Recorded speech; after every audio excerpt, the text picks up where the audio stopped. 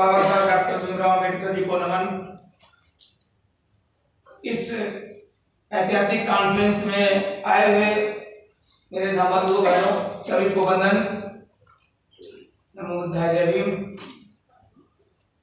बुद्धिजीवी अम्बेडकरवादियों, ये गोलमेज कॉन्फ्रेंस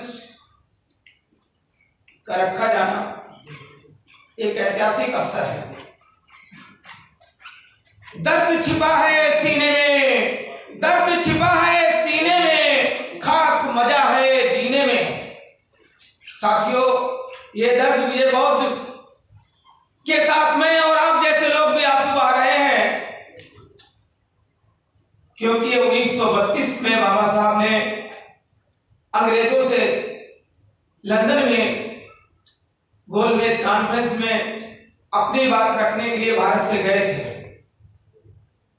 उस समय भी Congress, Gandhi and Jagjivan Ram and company ने बहुत बाबा साहब का विरोध किया था कि भारत में अछूतों का नेता अम्बेडकर नहीं है, हम हैं। और जब साइमन कमीशन इंडिया में आया, तब स्वामी अच्युतानंद और बाबा साहब अम्बेडकर और नागपुर के कुछ साथियों ने और पूरे उत्तर प्रदेश के लोगों ने जब साइमन कमीशन के सामने भारत के अछूतों की समस्या को रखा, तब भी गांधी एंड कंपनी और कांग्रेस ने बाबा साहब का विरोध किया। सभी समाचार पत्रों में बाबा साहब के खिलाफ छप रहा था। लेकिन साथियों, बाबा साहब अम्बेडकर ने आजादी मिली, अंग्रेजों के सामने जितनी बातें रखी, साइमन कमीशन आया, बहुत अधिकार मिले, उसके बाद संविधान के द्वारा बाबा साहब अधिकार दिए। लेकिन दुख इस बात का है कि आज के एक दिन बाद 18 मार्च 1956 को आगरा में बाबा साहब ने आंसू बहाकर रो पड़े थे। आज एक दिन पहले हम यहाँ पर आंसू बहाए हैं। वो दिन जो बाबा साहब का था वही आज है। वो दिन जो बाबा साहब का था जब वो रो रहे थे वही आज है। विजय बौद्ध जैसे मेरे साथी सब रो रहे हैं। सेम व्यवस्था है। उस समय ब्राह्मणवाद, कांग्रेस यही सब कर रही थी जो आज बीजेपी एंड कंपनी कर रही है। सेम, कोई परिवर्तन नहीं आया। क्यों? देश की अछूतों ने, बाबा साहब ने इतने अधिकार देने के बाद भी देश के अछूतों ने बाबा साहब को 2 बार चुनाव में हराया। चमार, महार और मातंग जैसे लोगों ने बाबा साहब को वोट नहीं दिया, बाबा साहब पर पथराव किया, दिल्ली में काले झंडे दिखाए। आज बाबा साहब की घंटी लेकर के भाषण मारते हैं, चौके छक्के मारते हैं। भाषणों से परिवर्तन नहीं आने वाला है। मैं सभी को बोलता हूं, भारत में लिखने पढ़ने वाले, आवाज उठाने वाले लोगों की जरूरत है। दिल्ली में एक भी वकील नहीं है। दिल्ली में एक भी वकील नहीं है। भारत में हजारों में कहीं एक आदमी लिखने पढ़ने वाला विजय बौद्ध मेरे जैसा है। ये मैं एक चैलेंज देता हूं। भाषण देने वाले माइक पर घंटों बोलते हैं, लेकिन लिखने पढ़ने वाला, पैसा खर्च करने वाले आदमी नहीं है। आजादी से पहले जो समस्या थी देश के वंचितों, दलितों, अम्बेडकरवादी, बुद्धिस्ट की, वो आजादी के 76 सालों बाद भी भारत में कायम है। मैं प्रमाण दे सकता हूं और काम भी कर रहा हूं। मैंने बुद्धिस्ट पार्लियामेंट बोधगया में बनाया है। जैसे दिल्ली में मोदी सरकार का पार्लियामेंट है, ऐसे गया में 2013 में पार्लियामेंट बनाया। बहुत सारी समस्याएं हल हो रही हैं। सरकार किसी की भी है, जब बीजेपी का है, कांग्रेस की, जब बीएसपी का है, कलम और ताकत होनी चाहिए, माइंड होना चाहिए, लिखने की शक्ति होनी चाहिए। National commission, human right commission, supreme court, high court, state की गवर्नमेंट है। अगर आपके अंदर लिखने की ताकत है तो झुकाने वाला चाहिए, वो मैं करता हूं। मेरे साथ सुप्रीम कोर्ट के वकीलों की टीम है, पत्रकारों की टीम है, बुद्धिजीवियों की टीम है जो काम करती है और काम हो रहा है। लेकिन आज भी मुझे दुख है कि जो सब्जेक्ट है इस पर काम नहीं हो रहा है। बाबा साहब अम्बेडकर ने 18 मार्च 56 को आंसू क्यों बहाए थे? जब अछूतों ने उनको 2 बार हराया, वोट नहीं दिया, महाराष्ट्र में उनको पथराव किया, दिल्ली में काले झंडे दिखाए, तब उनको एहसास हुआ कि ये लोग सामाजिक, धार्मिक तौर से एकजुट नहीं है। पूरे देश में ब्राह्मणवाद एकजुट है, और वो चाहे सीपीएम में है, चाहे कांग्रेस में है, चाहे हिंदू संगठन में, सब जगह एक राष्ट्र सत्ता में जाने के लिए हर कोशिश करता है। आज बसपा में घुस गया ब्राह्मणवाद, जो कि अम्बेडकरवादियों की पार्टी थी, उसमें भी वर्चस्व में है। अब देखिए कितना चालाक है ब्राह्मण। अम्बेडकरवादी कौन इतना बात करता है कि हमें सीपीएम में जाना है, कांग्रेस में भी जाना है, बीजेपी में जाना, किसी तरह से राजनीति में सक्रिय होना।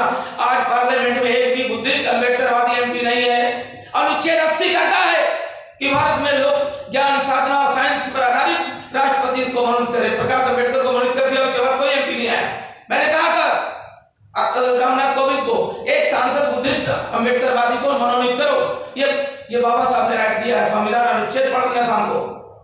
लेकिन बौद्ध महासभा, समता सैनिक दल, बाबा साहब अम्बेडकर ने जो बनाया था 22 प्रतिज्ञाओं के बाद जो आगरा के अंदर जब रो पड़े, उनकी सोच थी कि मैं इस देश में बुद्धिस्ट कल्चर को ला करके 50 करोड़, 40 करोड़, 30 करोड़ लोगों को अगर बुद्धिस्ट बना दिया तो ये हिंदू ब्राह्मणवादियों की तरह हमारा जो मातंग, महार और तमाम लोग हैं, ये एकजुट होकर के धार्मिक यूनिटी में आ जाएंगे और धार्मिक यूनिटी में आने के बाद ये राज सत्ता की तरफ एकजुट होकर के वोट कर देंगे। क्योंकि इन्होंने मुझे तो वोट दिया नहीं, 2 बार हरा दिया, उनके उनका फेडरेशन फेल हो गया, रिपब्लिकन पार्टी फेल हो गई। वो जान गए थे कि हमारा जो SC ST का जो वर्ग है वो एकजुट नहीं है, इनको धार्मिक तौर से एकजुट किया जाए। और इसलिए उनका 22 प्रतिज्ञा जो उन्होंने बनाई थी कि इनको लेकर के अगर शेड्यूल कास्ट हिंदू धर्म को छोड़ता है और बुद्ध धर्म को ग्रहण करता है और धार्मिक यूनिटी के साथ आता है तो इस देश में मैं अपने लोगों को राजनीतिक प्लेटफॉर्म मजबूती के साथ खड़ा कर दूंगा। और ये बात बाबा साहब की जो 14 अक्टूबर 56 को जब दीक्षा ली तो बाबा साहब के खिलाफ हाई कोर्ट में मुकदमा PIL हो गया, वो हार गए। उसके बाद मुकदमा सुप्रीम कोर्ट में आया। ये देखिए, Punjab Rao versus Meshram and others 1964 2013, ये मेरे पास जजमेंट है कि डॉक्टर अम्बेडकर के मरने के बाद ये सुप्रीम कोर्ट में मैटर आया और ये कहा गया कि डॉक्टर अम्बेडकर की जो सभा है ये राजनीतिक थी, क्योंकि बाबा साहब में के अंदर जो ग्रुप था उसमें से कोई आदमी फूट करके उसने जो चित्पावन ब्राह्मण है नागपुर RSS हेडक्वार्टर में वहां रिपोर्ट कर हो गई कि डॉक्टर अम्बेडकर ने जो दीक्षा समारोह किया राजनीतिक था, धार्मिक नहीं था। क्योंकि डॉक्टर अम्बेडकर पहली बार दीक्षा दिल्ली में ले चुके थे 1950 में बुद्ध जयंती के दिन बंदे सदाशिव के द्वारा इसी श्रीलंकन बुद्ध विहार में 101 साथियों के साथ पहली बार दीक्षा ले चुके थे। मेरे पास उसका प्रमाणिक एविडेंस है। दूसरी बार दीक्षा जो बड़ा समारोह किया था कि मेरे लोग एकजुट नहीं है, फूटे हुए हैं, टूटे हुए हैं। जब वो केस हुआ मुंबई हाई कोर्ट से जो वो डिसीजन बाबा साहब के खिलाफ हुआ, बाबा साहब 51 दिन के बाद इस धरती से चले गए, तब उनके साथ चाहने वालों ने मुकदमा सुप्रीम कोर्ट में आया और ये जजमेंट मेरे पास है। तो बाबा साहब का दूसरा प्रोग्राम नागपुर में लगा, तीसरा चंद्रपुर में लगा, उसके बाद नासिक, अकोला, बहुत सारे प्रोग्राम बाबा साहब के लग चुके थे। और अगर बाबा साहब 1 साल भी बीत रहे थे तो 50 करोड़ SC ST लोगों को जुट कर देते, जैसा काशीराम ने सामाजिक परिवर्तन, आर्थिक मुक्ति आंदोलन के तहत पूरे देश में एकता पैदा की और बसपा की बहन मायावती को 4 बार मुख्यमंत्री बनाया। आज स्थिति है कि 5 MP उनके नहीं आने वाले। मैं चुनौती देता हूं, 5 MP भी नहीं आएंगे। अगर ये पोजीशन नहीं उनकी अगले चुनाव में, लोकसभा में 5 MP नहीं आएंगे। ये बेटी उदाहरण से बोलता हूं, क्योंकि उनका जो 10 MP जो सपा के साथ मिलकर के आए हैं वो सब भागने वाले हैं। उनको खुद डर लग रहा है कि अगली बार जीतेंगे कि नहीं जीतेंगे बसपा के टिकट पर। यह स्थिति है अम्बेडकरवाद और बहुजन समाज पार्टी की, क्योंकि ब्राह्मणवाद के एजेंडे में फिट हो गया। बाबा साहब ने कहा था मेरे 2 दुश्मन हैं, एक ब्राह्मणवाद, दूसरा पूंजीवाद। स्टेट्स और माइनॉरिटी में बाबा साहब ने लिखा है कि पूंजीवाद इतना खतरनाक है कि उसके द्वारा वो इस देश के लोकतंत्र को, सांसदों को चंदा दे करके और अपने फेवर में कर लेता है और बड़ी बड़ी फैक्ट्रियों में आमदनी होती है, उससे फायदा उठाता है, मजदूरों का अत्याचार करता है और नेताओं को गुलाम बनाता है। लेकिन राष्ट्रीयकरण जो है उससे जो प्रॉफिट होता है वो देश की लोक कल्याण, अस्पताल और स्कूल दूसरे कामों में लगता है। लेकिन उन्होंने उसी किताब में लिखा निजीकरण देशद्रोह के समान है। राज्य और अल्पसंख्यकवाद इंग्लिश में बोलते हैं स्टेट और माइनॉरिटी, ये पुस्तक आप पढ़िए, इसमें स्पष्ट लिखा है।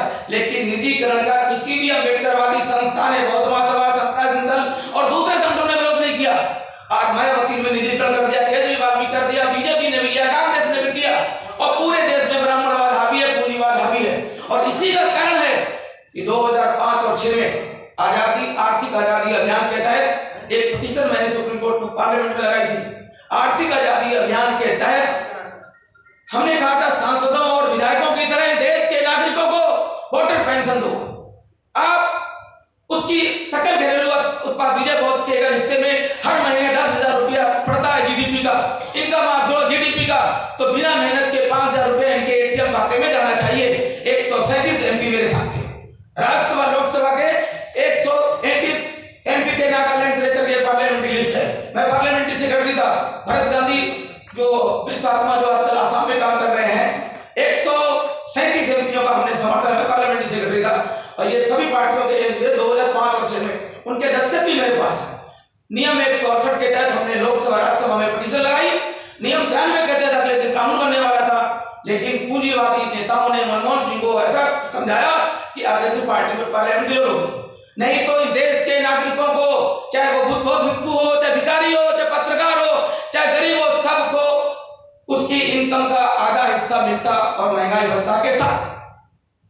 आज 67 करोड़ लोग कोरोना महामारी के बाद निजीकरण और विदेशीकरण मशीनीकरण की वजह से भूख से मर रहे हैं, आत्महत्या कर रहे हैं। पिछली बार आईएएस पीसीएस की तैयारी करने वाले राजकोट में 250 बच्चे आत्महत्या कर चुके, क्योंकि वो पीसीएस नहीं बन पाए, टेंशन में मर गए। ये स्थिति देश के अंदर पैदा हो गई है कि जो जूता इंसान बनाता था आगरे के अंदर, वो 1-2 आदमी खड़े होकर मशीन चिपका रही है। जो हाईवे सड़क 100 लोग बनाते थे, वो 5 आदमी मशीन के द्वारा सड़क बना रहे हैं। 95 आदमी का हाथ बेकार हो गए, रोजगार नहीं है। अब रोजगार नहीं है तो भूख से मरते हैं, आत्महत्या करते हैं, रेलगाड़ी से करते हैं। इसमें आजादी से 76 सालों के बाद अभी तक आर्थिक आजादी के किसी संगठन ने काम नहीं किया, किसी भी पार्टी ने नहीं किया। इसलिए देश में सबसे खतरनाक जो है भूख और रोटी की समस्या है। हमें आने वाले समय में अपने आर्थिक हिस्सेदारी की मांग खड़ी करनी चाहिए। ये बाबा साहब का एजेंडा था। बाबा साहब ने कहा था मेरे 2 दुश्मन है, ब्राह्मणवाद दूसरा पूंजीवाद। तो ब्राह्मणवाद के खिलाफ बाबा साहब ने एक पेटेंट मेडिसिन बनाई थी, वो सब लोग जानते हैं। वो पेटेंट मेडिसिन बुद्धिज्म। बिना बुद्धिज्म को खड़ा किया आप हिंदुत्ववाद का मुकाबला नहीं कर सकते, ना केंद्र में सरकार बना सकते हो। ये बाबा साहब जान गए थे 18 मार्च 56 को, कल के दिन जब वो रो पड़े थे कि अगर मैंने SC ST OBC को 22% के अंतर्गत इस देश में बुद्धिज्म की तरफ ले गया तो ये करुणा, मैत्री, मुदिता और भाईचारा के माध्यम से ये जो है एकजुट हो जाएंगे और राष्ट्र सत्ता में कब्जा करेंगे, जैसा मानवर कांशीराम ने आर्थिक आजादी आंदोलन खड़ा करके किया, जो आज खत्म है बीएसपी के अंदर और बसपा भी खत्म है। आर्थिक आजादी आंदोलन बसपा में नहीं है और बसपा खत्म है, एजेंडे भी नहीं है, बिना एजेंडे की पार्टी है। समझ रहे हैं आप? बिना एजेंडे के आप भी नहीं कुछ कर सकते, मैं भी कुछ नहीं कर सकता। आपको एजेंडा सेट करना पड़ेगा। बाबा साहब ने सबको दिया, लोग पढ़ते नहीं है, बुक नहीं पढ़ते, केवल भाषण माइक पर आ जाएंगे तो 1 घंटे बोलेंगे, बेमतलब बोलते रहेंगे। बेमतलब बोलने का मतलब नहीं, कोई काम नहीं हो रहा है। अगर आप समझेंगे कि डॉक्टर अम्बेडकर ने 22 प्रतिज्ञाओं के साथ 14 अक्टूबर 56 को बनते म्यांमार के बनते जो है चंद्रमणि जी से जो दीक्षा समारोह किया, उसका मतलब क्या था? उसका यही मतलब था देश में यूनिटी लाना, सामाजिक धार्मिक एकता पैदा करना, और वो एकता जाकर के देश के चित्पावन ब्राह्मण जो आरएसएस हेडक्वार्टर में बैठकर पूरे देश में हिंदुत्ववादी ताकत को खड़ा कर रहा है। और आप 2 से 88 से फुल पावर में मेजोरिटी में प्रधानमंत्री बना हुआ है, और आप लोग उसी की उसमें टेंशन में यहाँ पर आंसू बहा रहे हैं। ये आंसू बहाने से नहीं होगा, आपको योजना और प्लान आज डिसाइड करना होगा कि हमें आने वाले समय में यूनिटी कैसे खड़ी करें, और आने वाले समय में इस देश में जो है अशोक का राष्ट्र कैसे स्थापित हो। वो हिंदू राष्ट्र की बात करते हैं। आपको पता है मनुस्मृति पढ़ाने का टेंडर घोषित हो गया। ये टेंडर जो है मेरे पास उसकी डेट है, ये 31 मार्च उसकी लास्ट डेट है, और 27 फरवरी को काशी हिंदू विश्वविद्यालय ने प्रोफेसर पढ़ाने के लिए विज्ञापन जारी कर दिया, मनुस्मृति पढ़ाई जाएगी। मेरे पास उसकी कॉपी है। अब आप तो एक बार मनुस्मृति बाबा साहब ने चला दी, एक समय था अंग्रेजी हुकूमत थी, लेकिन आज वो मनुस्मृति पढ़ाने के लिए शुरुआत कर दी। संविधान 50% खत्म हो चुका है। लोग कहते हैं बदल तो पहले बदला रह जा रहा है। 50% संविधान खत्म कर दिया है। बहुत सारे डायरेक्शन, बहुत सारे अध्यादेश, सब कुछ लागू हो चुके हैं। आप कल से बोल रहे हैं, बहुत सारे जानते हैं लोग कि आईएएस बनाए जा रहे हैं, तमाम संस्थाओं को बेचा जा रहा है, पार्लियामेंट सेकंड बन चुका है, ये हो गया वो, ये सब मैं भाषण नहीं देना चाहता।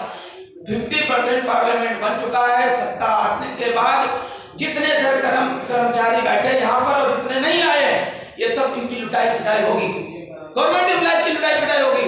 131 जो पार्लियामेंट है ये बिल्कुल नहीं रहेंगे, राजनीति का रचना भी खत्म हो जाएगा। संसद के आखिरी दिन प्रधानमंत्री मोदी ने कहा कि मैं बिल्कुल भी सरकारी नौकरी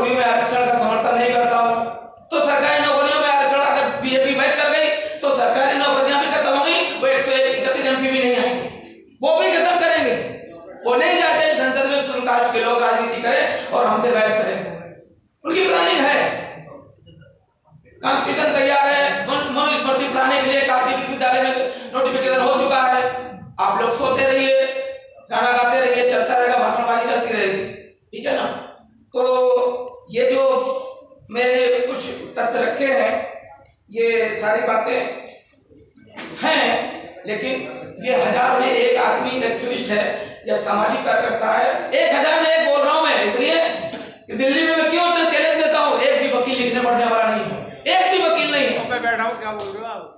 जय भगवान जाटव ने जाटव सम्मेलन किया था, उसमें अंबेडकर स्टेडियम में एक लड़की 376 बलात्कार के केस में मामला था, वहां पर मैं भी उस प्रोग्राम में था। आज मैं बता रहा हूँ, ये सारा दिल्ली का। अब जो है उसके केस को लड़ने के लिए तो कोई नहीं है। अगले दिन इसी विट्ठल बीपी मौर्य के कमरे में मीटिंग थी, मैं भी आया था, ठीक है। तो उस केस में एक भी वकील ने नहीं कहा कि इसको रहने खाने की व्यवस्था दिल्ली में की जाए, इसके भाइयों को केस को फाइट करेंगे। जाटव सम्मेलन बहुत दिल्ली में ऐतिहासिक था, रामदेव बाबू ने इस्तीफा दिया था, ऑल इंडिया कांग्रेस कमेटी थी, बाबू रामदेव जी ने। तो मैंने यहीं पे कहा कि यार इतनी बड़ी दिल्ली है, एक भी वकील इसको फ्री में वकालत करने के लिए आगे आओ, इनको रहने खाने की व्यवस्था करो, कि राजनीति चमकाने के लिए जब भाषणबाजी हो रही है। उसके बाद दिल्ली में उसका तुम्हें कांड हुआ, एडवोकेट पीएल मिमरोड, प्रभाती लाल एडवोकेट का नाम सुना होगा, जयपुर में दलित अधिकार के चलाते, उनके साथ में मैं सेक्रेटरी रहा हूं। तो वो जो है, और उसी संगठन ने एनसीडीएचआर दलित राष्ट्रीय दलित मानवाधिकार अभियान जो डरबन में जाके, उसने भी पार्लियामेंट्री हिंदी मीडिया देख रहा था मैं, भारत में पहली बार रेस के साथ कास्ट वर्ल्ड सोशल फोरम में एडमिट हुआ। दुनिया में, इंडिया में कहते हैं छुआछूत नहीं है, यहाँ पर दिल्ली पुलिस कमिश्नर चमार नहीं बन सकता, प्रधानमंत्री जगदीमान को नहीं बनने दिया। हमने इतनी वीडियो दिखाई, वहां पर वर्ल्ड सोशल फोरम के माध्यम से डरबन में यूनाइटेड नेशन की मीटिंग थी, हर साल 10 साल बाद होती है, उसमें यह साबित कर दिया कि भारत में कास्टिज्म है। पीसीआर एक्ट कुछ भी नहीं, राष्ट्रीय अनुसूचित जाति आयोग कुछ भी नहीं, अनुसूचित अधिनियम कुछ भी नहीं, कोई नहीं, मैं सब उल्टा उल्टा चलता है। पुलिस थानों में लड़कियों को बंद करके नंगा करके मारा जाता है, वो हमने वीडियो दिखाए। यहाँ पर बहुत सारे क्राइम होते हैं। तो यहाँ के जो वीरा कुमार एंड कंपनी और दूसरे कांग्रेस अब्दुल्ला विदेश मंत्री था, उसमें कश्मीर वाला, ये सब कहते हैं भारत में बहुत सारे कानून है, कोई अत्याचार भेदभाव नहीं होता। हमने कहा 100% होता है इंडिया में अत्याचार, जातिगत भेदभाव, और इसलिए वहां पर यूनाइटेड नेशन की मीटिंग में रेस के साथ कास्ट एडमिट हुआ। ये मैं आपको जानकारी दे रहा हूँ, ये पहली दूसरी जीत थी बाबा साहब के बाद, क्योंकि वहां पर गोरे और काले का भेद समझते हैं, समझ रहे हो, लेकिन छूने से भी कोई अछूत हो जाता है। ऐसा वो दुनिया के नीदरलैंड, ब्राजील और स्विट्जरलैंड और जापान छुआछूत तो नहीं समझते, लेकिन हमने एविडेंस के साथ, वीडियो के साथ जब समझाया दुनिया के देशों को कि भारत में कास्टिज्म में अत्याचार होता है, तब जाकर के उस पर हुआ। उसके बाद SC/ST एक्ट पर और सख्ती से कानून, पीएल पुनिया जी तब नेशनल अवार्ड उसमें थे, उसमें जो उसमें संशोधन हुआ, कुछ एक्ट में बदलाव हुआ और वो दोबारा हुआ। लेकिन अभी मेरे देश में high school, inter, MA, BA वालों को यही नहीं पता SC/ST एक्ट 1989 रूल 1991 क्या है, इसमें कितनी सजा है, टांग तोड़ दी तो कितनी सजा है, थप्पड़ मार दिया तो क्या है, कुएं में अगर लेट्रिन डाल दी तो क्या है, कुछ ही बच्चे को यार, क्योंकि हमारे जितने संगठन दिल्ली में है, वो कोई बुकलेट छपा करके अलीगढ़, कानपुर, इटावा, ग्वालियर कोई बांटता नहीं है। हमारे नौजवान बच्चों को कोई जानकारी नहीं है SC/ST अधिनियम 1989 रूल 1995 की। राष्ट्रीय जो अनुसूचित जाति आयोग है वो 1500 बुकलेट छपा देता है, वो भी लोग पढ़ते नहीं है ढंग से। असली ट्रेनिंग तो नहीं पहुंच रही है। पीएल मिमरोड जैसे एडवोकेट, मार्टिन मकवान जैसे जो गुजरात में नौसर्जन चलाते हैं, ऐसे संगठन भारत में नहीं है, और आपको पढ़ाई करते हैं, अत्याचारों पे काम करते हैं, ठीक है। उनके साथ मैंने काम किया है, हेनरी त्यागराज, चेन्नई, तो काम करने से होता है। दिल्ली में भी हजारों संगठन है, लेकिन अगर कल रात को टाइम हो जाए और पेपर में आ जाए तो कोई वकील नहीं आता, मैं फ्री में हाई कोर्ट में क्लियर करूंगा, सुप्रीम कोर्ट में करूंगा, ऐसा कोई नहीं है। मेरा बेटा भी सुप्रीम कोर्ट, हाई कोर्ट में वकील है, बहुत सारे मुकदमे फ्री लड़ता हूँ। नेशनल माइनॉरिटी कमीशन में 6 महीने इसी मोदी सरकार ने चेयरमैन और मेंबर की पोस्ट खाली रखी। मैंने प्रधानमंत्री कार्यालय को पार्टी बनाया और मुख्तार अब्बास नकवी को, रेणुका चौधरी को जो सेक्रेटरी, उसको पार्टी बनाया, हाई कोर्ट में पुटअप कर दिया, रेणुका चौधरी को खड़ा कर दिया। जज ने मालूम क्या बोला, तुझे मैं अंदर कर दूंगी अगर तूने 1 महीने के अंदर नेशनल माइनॉरिटी कमीशन की पोस्टें नहीं भरी, सारी चेयरमैन मेंबर्स की, क्योंकि नेशनल माइनॉरिटी कमीशन में एफिडेविट हूं। जितने केस इंडिया में होते हैं बुद्धिस्ट के ऊपर, वो मैं सारे नेशनल माइनॉरिटी कमीशन को लगाता हूं, उसके बाद मैं दूसरे स्टेटों को लगाता हूं, और काम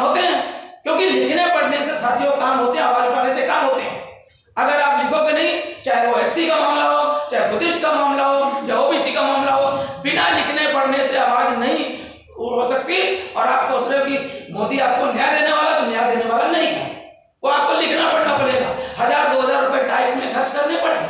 और आज दिल्ली जैसे देश में जो राजधानी कैपिटल पूरे इंडिया के लोगों की नजर इधर है कि दिल्ली में पढ़े लिखे लोग हैं, हमारी बात को पहुंचाएंगे, लेकिन भाषण देते हैं, आप लिखते पढ़ते नहीं है, खर्चा भी नहीं करते, वैसे फालतू फंड में पैसा लगा देंगे, दूसरे कामों में 1-1 लाख रुपए दान कर देंगे, 50,000 भी दान कर देंगे, लेकिन सही जगह पे दान नहीं करते, ना लिखने पढ़ने में खर्च करते। दिल्ली में एक भी ऑफिस नहीं है इस तरह का काम करने वाला। मैंने जब पीएल मेमरोड की कुमेर कांड में जब मैं इंक्वायरी में गया था, 40 MP गए थे, मैं भी साथ में था, कुमार सेन बहुत थे दिल्ली से, मैंने खुद देखा कि लड़कियों की बलात्कार की डबल मेडिकल फाइल थी, रेप केसों की डबल मेडिकल फाइल थी, और बहुत मारा गया था, और कंडों के ढेर में बच्चों को जला दिया गया था। कुमेर बहुत बड़ा कस्बा है भरतपुर के अंदर, हॉस्पिटल में कुछ साथी गए थे, पैसा बांट दिया, लेकिन रियल में उस केस में वकील नहीं थे दिल्ली से। बाद में हमने मथुरा से और भरतपुर से और जयपुर से हमने एफिडेविट तैयार करके कमीशन में थे, 60 जाटों को सजा हुई थी उसमें, मैं खुद उस केस में एडवोकेसी कर रहा था। किसे कहते हैं काम? एक दिन देखा आंसू आया, फोटो खींच लिया, सोशल मीडिया में डाल दिया। सोशल मीडिया में आप देखोगे टट्टी पेशाब, बच्चों की शादी, जन्मदिन, यही सब चल रहा है सोशल मीडिया में। 1% भी सोशल मीडिया में समाज की लड़ाई की बात नहीं होती है। आज विजय घोष को दर्द है, मुझे भी दर्द है, काम की बात तो हो नहीं रही है। तो साथियों, मैं बहुत ज्यादा आपको बस जो है, मैं तो यही चाहता हूँ कि ये जो कॉन्फ्रेंस है, ये जो है, अब चूंकि मैं कुछ प्लान ऑफ एक्शन दे रहा हूँ, क्योंकि साथियों सुनिए जरा ध्यान से सुनिए, चूंकि मैं जब काम करता हूँ ना, मेरी जिंदगी का ध्येय है, अगर मैं 1000 रुपए का लगाता हूँ किसी भी काम में, समाज के दान का पैसा, अगर 1 लाख के बराबर फायदा नहीं होगा तो मैं काम को बंद कर दूँ।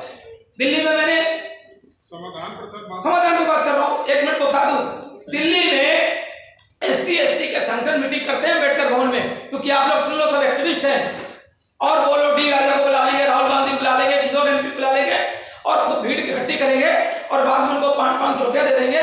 बेचारे छत्तीसगढ़, रीवा, कानपुर, ग्वालियर से आते हैं, गरीब लोग हैं, घूमने के बहाने आ जाते चले जाते हैं। मैंने उनसे पूछा मेयर से कि इस मीटिंग का क्या फायदा? अरे सब ऐसी मीटिंग बुलाते हैं, हम भी बुलाते हैं, थोड़ा इतना बड़ा खबर छप जाएगा, बस वो खुश अपनी छाती में ठोक देते, हमने मीटिंग कर ली। 76 सालों से यही दिल्ली में हो रहा है, चाहे वो नागपुर से लोग आते हैं, चाहे वो रीवा से आते हैं, चाहे ग्वालियर से आते हैं। तो सवाल यह है कि बेनिफिट नहीं हो रहा है आंदोलन का, लिखा पढ़ी, क्योंकि वो उनका पास समस्या एक्शन नहीं है, ठीक है ना। और ये चीज मैंने अशोक भारती बहुत बड़े कंपनी चलाते हैं, उनकी सिस्टर रजनी तिलक मर गई, कई लोगों से मैंने पूछा, लोगों को कोई मतलब नहीं है, काम करने पर चलते रहते हैं, तमाम SC/ST OBC के संगठन ऐसे चलते हैं, ठीक है। अब मैंने जो अभी आपको पीछे लाइन बताई थी कि 2013 में जब मेरे गुरुजी रिटायर हुए दिल्ली में, डॉक्टर भिक्खु सत्यपाल महाथेरा जो प्रोफेसर थे 35 साल, उन्होंने चीन, जापान, कोरिया और PhD दिया, उनका बेटा रिटायर हो गया, और आप मेरे साथ बोध गया चलो, तो मैंने कहा ठीक है, मैंने कहा मैं कोई संगठन संस्था नहीं बनाऊंगा, मैं कोऑर्डिनेशन बनाऊंगा, सारे बहुत संगठनों को, वकीलों को, पत्रकारों को एकजुट करके एक बुद्धिस्ट पार्लियामेंट खड़ा करना है मुझे, और एक्शन प्लान करना है। देश में बौद्धों की और अम्बेडकर वादियों की बहुत समस्या है। भारत में 4-5 बौद्ध महासभा सुप्रीम कोर्ट में मुकदमे लड़ रही है, समता सेना बहुत है, लेकिन बाबा साहब के इश्यू पर सामाजिक आर्थिक गैर बराबरी का न समता सेना काम कर पा रहा है, न बौद्ध महासभा काम कर रही है, न लेटर चला रहे हैं, वो केवल चैत्य भूमि के पैसों को लेकर के और मुकदमे सुप्रीम कोर्ट में उनके लड़ रहे हैं। उनका ट्रस्टी जो है वो अहमदाबाद वाला पिछले साल मर गया, बाबा साहब की पुत्रवधू, वो भी हवा में कुछ नहीं। तो ये करने के लिए तब मैंने बुद्धिस्ट पार्लियामेंट म्यांमार मोनेस्ट्री में हमने बनाया, और वहां पर सैकड़ों कमरे हैं, बहुत बड़ा ध्यान केंद्र है, पार्लियामेंट है, बहुत कुछ है, और काम चल रहा है। वहाँ हेडक्वार्टर है दिल्ली में, मेरा सेंट्रल ऑफिस है, मैं 24 घंटे फुल एडवोकेसी करता हूँ। अब मैं सुझाव पर बात कर रहा हूँ, सुनिए सुनिए सुनिए सुनिए सुझाव 2000